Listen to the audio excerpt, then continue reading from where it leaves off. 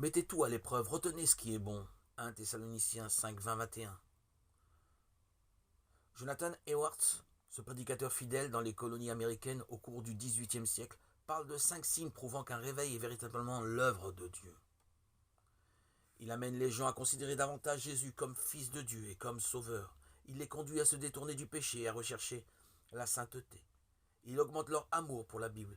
Il les fonde dans les vérités de base de la foi.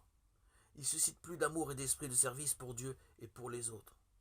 Ces 5 tests sont très utiles pour évaluer l'explosion du mouvement de réveil qui ont lieu dans la chrétienté aujourd'hui.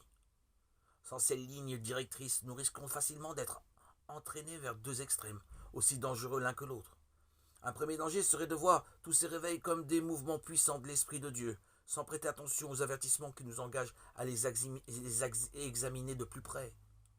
L'autre extrême serait de les considérer tous au pire comme des illusions sataniques, ou pour le meilleur comme un enthousiasme charnel, et de critiquer tous ceux qui parlent de ces réveils en bien. Entre ces 2 extrêmes, les tests d'Edwards nous orientent vers une attitude plus équilibrée. Ces quelques critères sont aussi valables pour nous.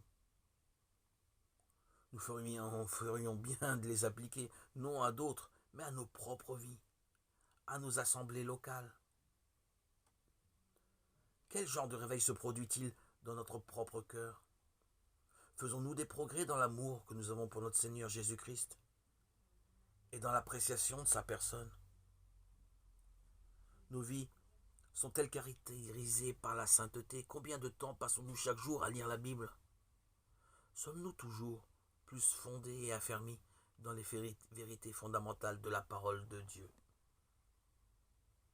Notre amour et notre service pour le Seigneur et pour d'autres sont-ils en progression? Un vrai réveil commence toujours de façon individuelle, chez ceux qui s'approchent de Dieu.